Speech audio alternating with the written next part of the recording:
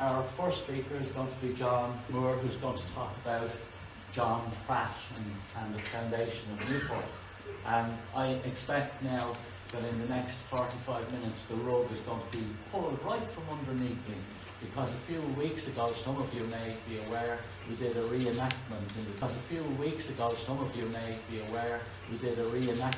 the town of the founding of the town, and I had the nerve, the reckless nerve, to play the part of John Pratt in the founding of the town and the arrival of the Quakers and so on and so forth. And I imagine that all the kind of weird and wild statements I have solved, particularly now when we're going to hear from someone who actually does know about it, as opposed to someone who's a chancellor. So without more ado, I'll hand you over to someone who actually knows the story of Pratt and that fascinating discovery of the lease which led to his... Thank you very much, Joe. Good morning, ladies and gentlemen. As you've been told, my name is John Moore, and I come from a place that's variously referred to as the half parish, or the parish of Fahy. Of course, as historians, you will know it. When I was young, our town for shopping was Newport. Our town for fairs was Newport. I remember the 8th of June and the 14th of September, the big fair days. And when the Redemptorists came to Newport with their missions every 3 years, parish boundary, and came here to find out how to save our souls. In my youth, I was interested I had an excessive interest in local history. I am sure I know it, my parents asking, who lived in our house before we did? Parents asking, who lived in our house before we did? Who lived in the other houses round about? Who lived in the ruined houses up the hill? I never got satisfactory answers about the ruined houses up the hill for another 40 years. But nevertheless, I continued with. When I retired, many, many years later, I decided to indulge myself in local history. And then a day came when I had to choose a subject for my thesis. And automatically I said, Newport Town. But alas, I found that Mr. McDermott had got there before. Alas, I found that Mr. McDermott had got there before me with a very scholarly and erudite history of Newport Town in the times of James Moore. And Peter Maloney had done an equally scholarly and erudite history of Newport and the O'Donnells for my history. And I began to think way back. Over the years I heard of Mr. Pratt, and I heard of his financial difficulties. Nobody seemed to know what they were, but I said to myself, if he had financial difficulties and people can remember 300 years later, there must have been significant, there must be a trace somewhere about Mr. Pratt. Something written down about Mr. Pratt. And then one day in the National Library, I had what Andy Kenny said some weeks ago in this same room. I had my eureka moment. I was mildly reprimanded by the staff there that you don't shout out in the National Library, but I had got a document in my hand which I considered to be the conception certificate of Newport Town, baptismal certificates, and nearly everyone has a birth certificate, but nobody I know has a conception certificate. But that was, in my opinion, what the document was, and give you a copy of it later on. And in fact, the document read as follows. I'm sure you've all, I gave a copy to the Historical Society, I'm sure you've all read it carefully and all that. But the document said, this indenture made on the 2nd day of April in the year of the reign of our sovereign Lord George by the defender of the faith, etc., etc., between John Pratt and Thomas Medlicott. That was the important bit. It was a lease of the lands of the Brazil estate, then in the hands of Medlicott. He was transferring it to Mr. John Pratt. I decided then that Mr. John Pratt, I decided then that Mr. Pratt was really worthy of research, and I proceeded to research Mr. Pratt. The man was born in 1670 in Cabra Castle, which I'm told is in Kingsport, but apparently Cabra Castle today is an ideal situation for wedding receptions and getaway weekends and the like of that. Cabra Castle was the home of, it was the home of Joseph Pratt, father of John. John Pratt was the fourth son of the family, and as such he had no hope of inheriting anything. But he entered Trinity at the age of 14, which is maybe normal at the time, would simply be an achievement today, and 5 years later he emerged with a Bachelor of Arts degree. He was then faced with choice of a career. There were basically three choices available to him: the army, the church, or God forbid, if all else failed, there was trade. He emerged about 1713 and decided to get involved in politics. He became the Member of Parliament for Dingle. Now, why somebody born in Cavan would become Member of Parliament? In those days, the constituency degree of popularity in Dingle, because the electorate was so restricted. Mr. Pratt sat in the Irish Parliament, but he took on other jobs because being a member of the Irish Parliament wasn't exactly difficult and strenuous and time-consuming. They met every second year. It was strenuous and time-consuming. They met every second year and sat for 6 to 8 months, if required. So you can see he found himself other things to do. He was a trustee of the Royal Hospital in Kilmainham. He was a member of the promotion, the flags and so on. And he was Constable of Dublin Castle, for which he was paid £580 a year. Now, I don't know what the duties of a Constable of Dublin Castle were in those days. I can't imagine that it was his job to see that the place was locked at night and the lights were put out, but nevertheless, he had these three. I was going to say his luck turned, but luck had nothing to do with it. His next, in those days, opportunities came to people who had patronage, and John Pratt was appointed Deputy Vice Treasurer and Paymaster General of Ireland. This was a job that had prospects. He held the money that was collected by the revenue commissioners, and he could do with it what he wished, provided it was available when required. Mr. Pratt settled into his career, we might say, as Deputy Vice Treasurer. So now we will leave Mr. Pratt in his job with prospects and deal with the other man, Thomas Medlicott. Thomas Medlicott came from a long-established English family. He was born much sooner than Mr. The Medlicott family, in fact, can trace their ancestors back to about 1300, and there are, in fact, today present in Ireland Medlicotts, and I've been in touch with one of them. Unfortunately, I've never managed to touch with one of them. Unfortunately, I've never managed to find any descendants of Mr. Pratt. Mr. Thomas Medlicott was born, as I say, in 1662. One might say it was a difficult time to be born, because events were going to turn out, we're going to have what the British at the time called putting William in their place. And that continued on. After William, you had Queen Anne, and then the Hanoverians. Much change. Mr. Medlicott was a man adept at political footwork. He managed to survive footwork. He managed to survive all these changes. He was at one time a Tory and suspect, and yet he became a revenue commissioner in Ireland. He had an estate in Binfield in Berkshire. He was a member of the British House of Commons. And then when he came to Ireland, he chose to be a member of various constituencies around the country. So he was a man who had a lot of irons in the fire.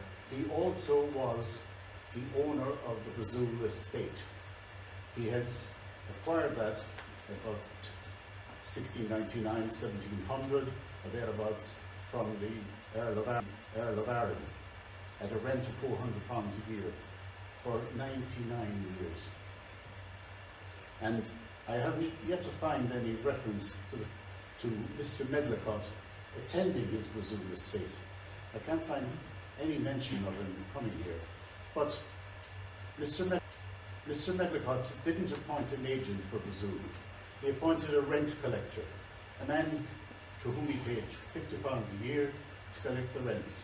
The rents amounted to 600 odd pounds. He paid 400 to the Arran landlords when something left. It was what bankers would call a non-performing asset, and I'm sure he wanted to get rid of it. Now, the Medlicott family had a tendency to acquire property. There were people who were, and I'll mention it later on, who were property rich, but later on, who were property rich but asset poor. They didn't have ready cash, but they had loads of property. Anyway, Mr. Medlicott was anxious, I'm sure, with an estate of 77,000 acres producing 200 odd pounds. And Mr. Medlicott and Mr. Pratt got together one day. They would have been probably close. I don't know where the offices of the two were. I know that the Revenue Service was in Rings End. I don't know where Mr. Pratt's office was. I haven't been able to find out. But they signed what I said was that document that I found, that parchment document that was folded up probably 300 years ago, and they signed that document. And the document set out the terms. Pratt was to lease the estate of 77,000 acres for a rent of £400 per year, in addition to the payment to the previous landlords. He was renting it for 950 years at most.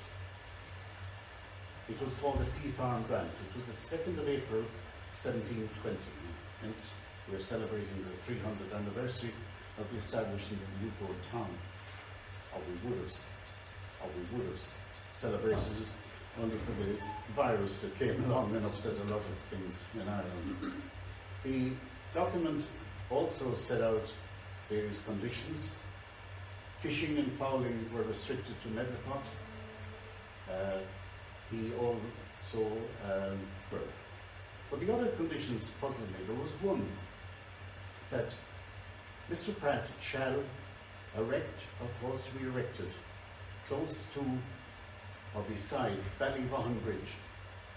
Ballyvaughan Bridge is named there, so there was a bridge in 1720 in called Ballyvaughan Bridge. I don't know if Hugh Phelan is here, but he maintains that Ballyvaughan is the town of the Phehans.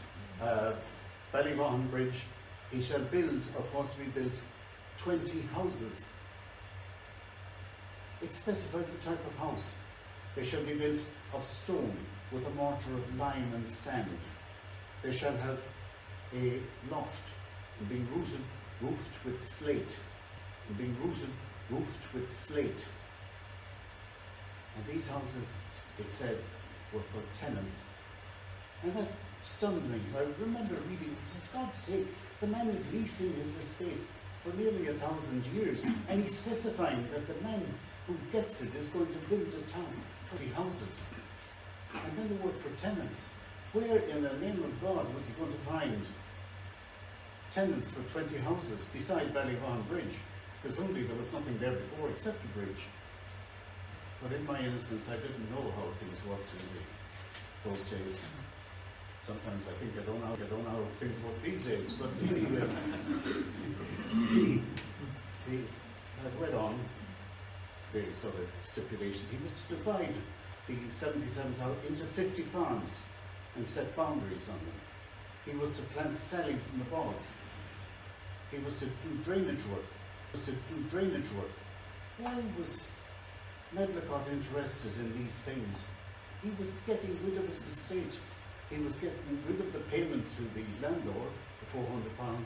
He was he had specified increased rent over the years, rising in fact to £2,400 possibly. I felt if Mr. Pratt had come to me for advice, I would have said, for God's sake, I've nothing to do with it. Why building 20 houses and you're leasing a place for 1,000 years? Why? What? Anyway, we get back to Mr. Pratt. Mr. Pratt continued his work as Deputy Vice Treasurer. In the revenue books in London, you'll find, in fact, the Irish revenue books are in London, and luckily they were kept there and avoided the fire of 1922.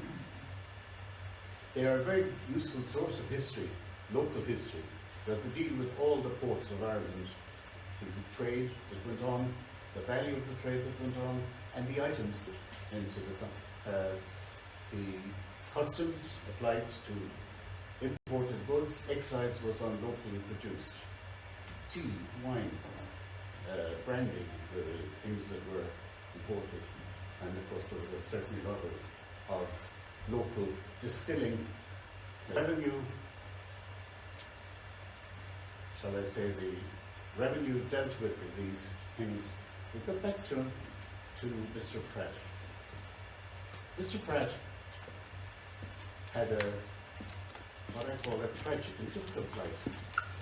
His two sons were drowned in the Phoenix Park about 1725. Remember, he signed this lease in 1720. 2 or 3 years later, maybe 4 years later, his sons, I haven't been able to find their names, they were drowned in the Phoenix Park. About the same time, his wife, Honoretta Brooks, decided to skip, to go away, as the book says, they were estranged. Now, Honoretta Brooks, we just mentioned her in passing, was an interesting woman in the sense she was said to be a forceful and eccentric woman. When she was approaching her end, she dictated that her body should be burned, so it was one of the first requests of cremation in Ireland. Anyway, Mr. Pratt was said to have become unhinged. That wasn't the term used, but that's what it amounted to. He lost his ability to control his business, and then there was an audit.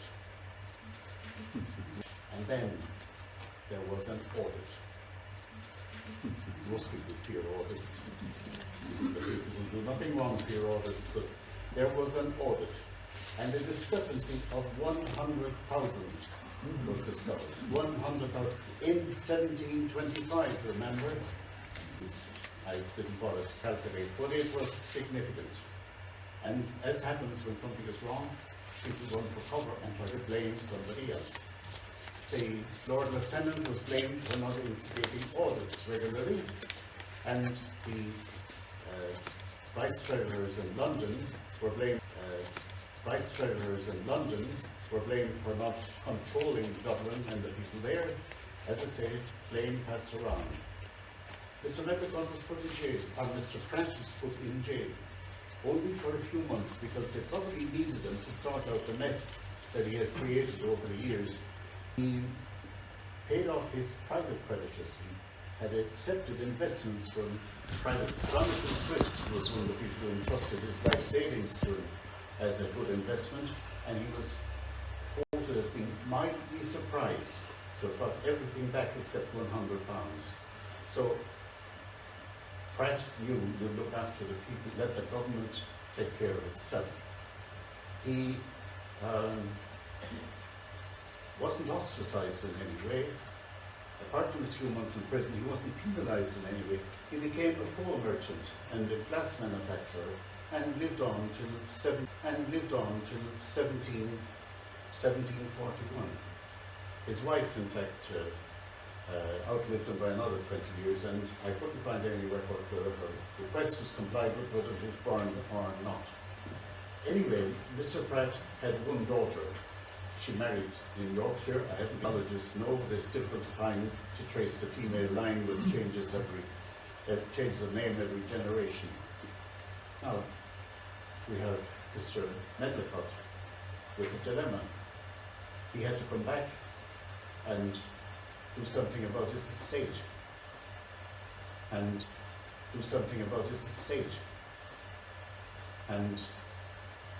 he employed a man who was the collector of customs and excise, collector of taxes. He promoted him along the line. The man was married to his niece, his agent in Newport. He appointed him to the position of collector of taxes and then appointed him as agent. And that meant that the man who was James Moore, and Mr. McDermott has written, as I say, a scholarly and erudite history of James Moore in his times in Newport. But that, I think, was the motive for Pratt. A man who was careful about money and never had very much available. He appointed him to the position in Newport. Now, the thing about the Medlicotts, they were short most of the time. Loads of property. Mr. Medlicott had an estate in Newport, 77,000 acres. He had land in Munster. He had an estate in Kilkenny, Waterford, in Tipperary, and the one in Waterford lasted in their possession right down to probably 100 years ago, to the Medlicott family. That was Mr. Medlicott. Now, just say something about the early days of Mr. Medlicott, just to get a picture of the man. As I say, he was born in 1662. He travelled extensively in Europe. He was alleged to have played cards with Louis XIV. That's part of the Medlicott family tradition.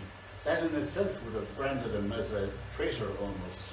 In British terms, he was dealing with a supporter of the old regime, a supporter of the Stuarts and times, but with very adroit footwork, political footwork, one might say. He managed to change his colours when it suited, as indicated that he survived these difficult times. Mr. Pratt, as I say, made a career. As a coal merchant, glass manufacturer, and there are no further instances of any trouble in the life of Mr. Pratt. He faded into obscurity.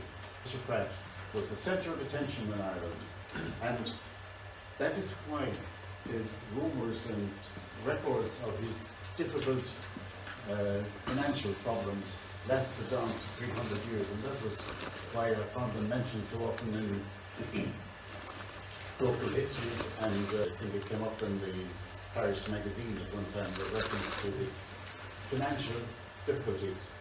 I don't know if other people's financial difficulties will last that long. Now, as a sort of epitaph on Mr. Pratt, people wondered why he could manage to live so. They attributed to his fortunate marriage to Honorator Brooks, and they also said that he was a very wise man and made very suitable investments until the balloon went up. And they couldn't understand it because they saw him as a wary accountant. Now, those of us who can go back 20 years can remember a time when we had two wary accountants in Ireland, and I leave you to name them yourselves, and who caused, one would say, some difficulty for the state and the people of Ireland. Wary accountant. Mr. Medlicott, as I say, continued to deal with the estate in Newport through an agent. He was as I say, James Moore, and if you want to know more about him, consult Mr. McGirt. Mr. James Moore. Mr. James Moore kept the town going in the absence and lack of interest, I would say, on the part of the Medlicott family. I can't find any reference, as I said before, to Mr. Medlicott ever having visited here. Anyway, 77,000 ever having visited here. Anyway, 77,000 acres, an investment, but he had other irons in the fire. He had, as I say, his estates in England, his membership of the House of Commons, and he was very active in the House of Commons. I just wondered, in the British House, with all the other things, he dealt with different constituencies in the Irish Parliament as well, but that was every second year whenever required. He died about 1738, and he appointed his illegitimate son, John Thomas, John Medlicott, who assumed the name Medlicott later in life. I had to consult my grandson, who knows some French, to know how to pronounce his mother's name. Beauchamp told me it was her. She was, anyway, that Mr. Thomas John Medlicott married a woman from Switzerland, travelled extensively as his father had done on the continent, and rarely. It's not impossible that he didn't visit Newport, but he may have been here because he was an extensive traveller. But he was a waster, as some of you will know. He had to be bailed out by James Moore, by Pakenham and Edgeworth. They got together, and for a few years they ran the estate. He had a habit of selling annuities, in other words, mortgaging the estate. And in terms of Medlicott life, he was a waster of their. Now, Medlicotts are an old established English family. As I said earlier, they can trace their ancestry back to the year 1300 and down to today. There are many of them around the country. And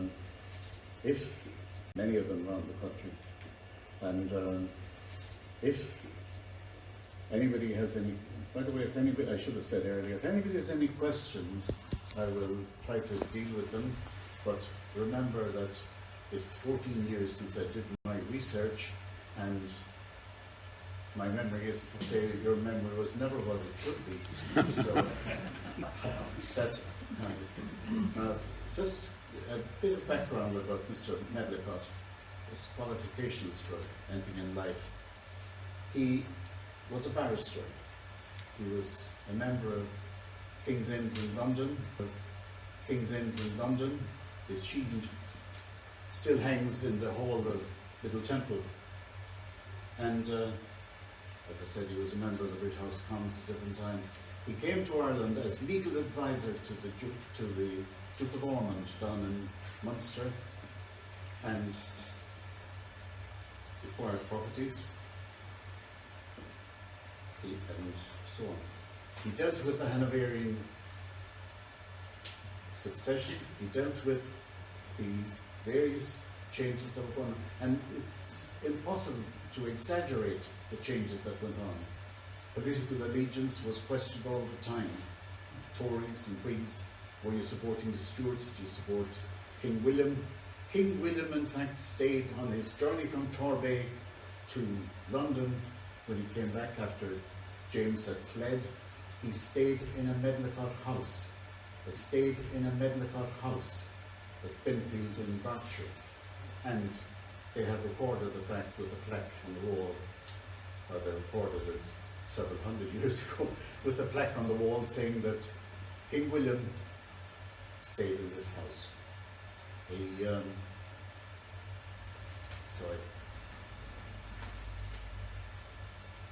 Now,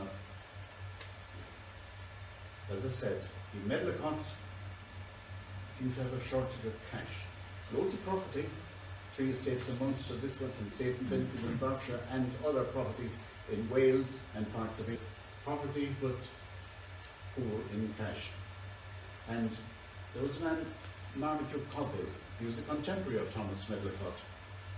He wrote to his friend in Munster about a holiday, I suppose you'd call it, at Binfield in Berkshire, where he stayed with. He says, I was met with nothing but complaints of poverty, want of money, no rents to be got in England or Ireland, the dearness of oats and straw, and much more of this purpose. Who can imagine how agreeable it was? That's the guest talking about his holiday in the unwritten clause in the adventures was Pratt signed. That one that said the significant words to build at Ballyone or close to Ballyone with 20 houses for tenants.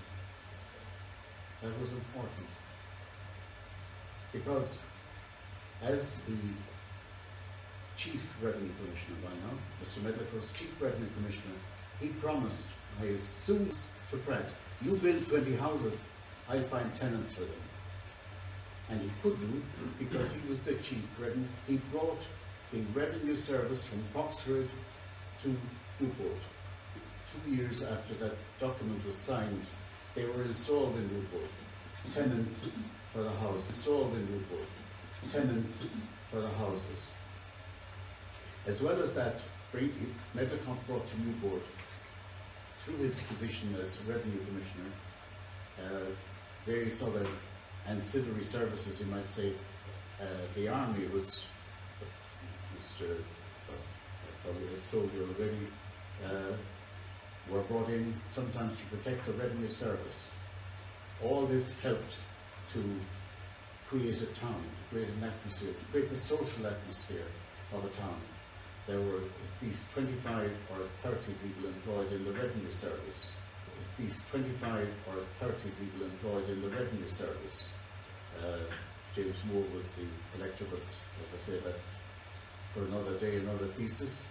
And the absence of Medlicott, in my opinion, is the reason that in Westport prospered and the Medlicott estate suffered because of the lack of capital and lack of interest on the part of Medlicott. You have a town that was set up and had potential,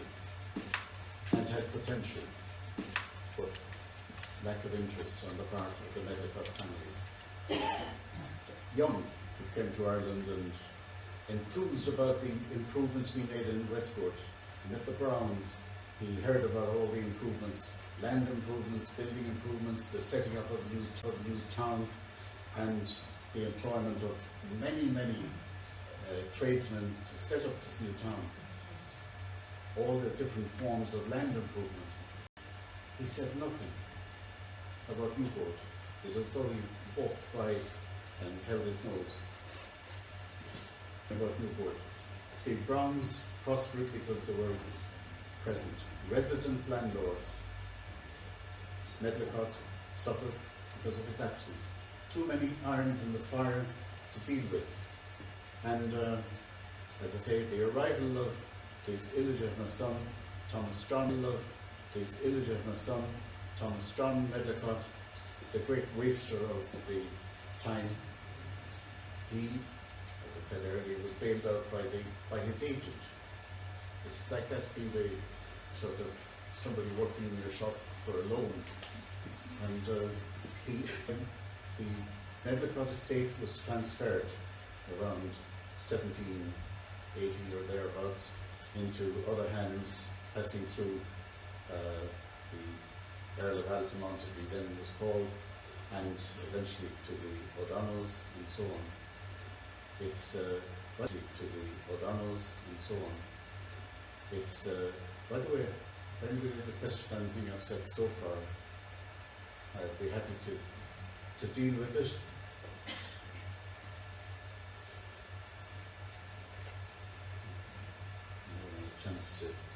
as their question. Was Medlicott the building of grants?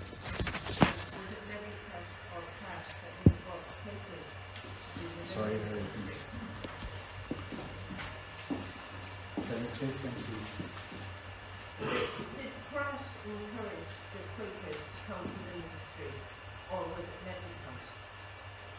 I believe from the timing of the thing, it might have been Mr. Pratt.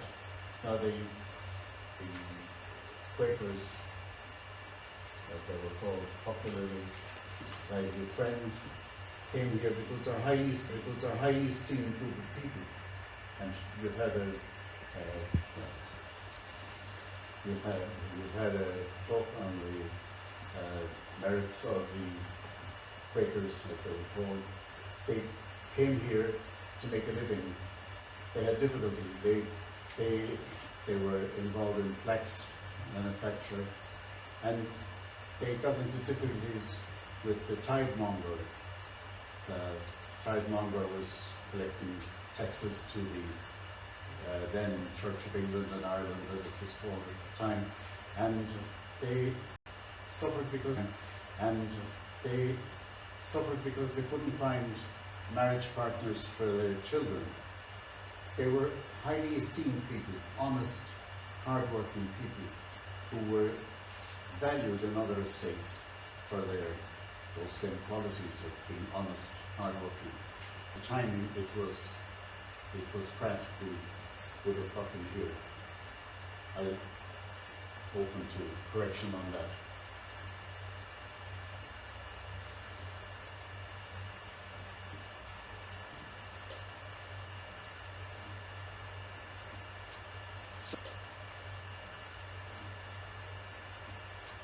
So, ladies and gentlemen, I will just talk about this slide out here. Because of the time I'm dealing with, visuals are difficult. There are only two things I can. I'll pass those around. This is a facsimile copy of that Leapman Lantern. And as I said earlier, it's difficult to read, but I enjoyed reading it. It was such an enlightening experience, and I can still remember the excitement of coming across that.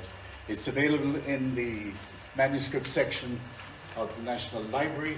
If anybody chooses to go there, please be careful with it. I feel that being opened too many times it will be destroyed, but it is the really seminal document as far as Newport is concerned. As I said earlier, the concept of the town is set out, and many towns would envy the place that has such a birth certificate. I'm sure you all read it already and all that, so you know the terms. You know the terms of the lease. If anybody wants a CD of it, I can provide it for them. But I can assure you, it's hard work. Any other questions there that you may have? Yes, there's a lady down here.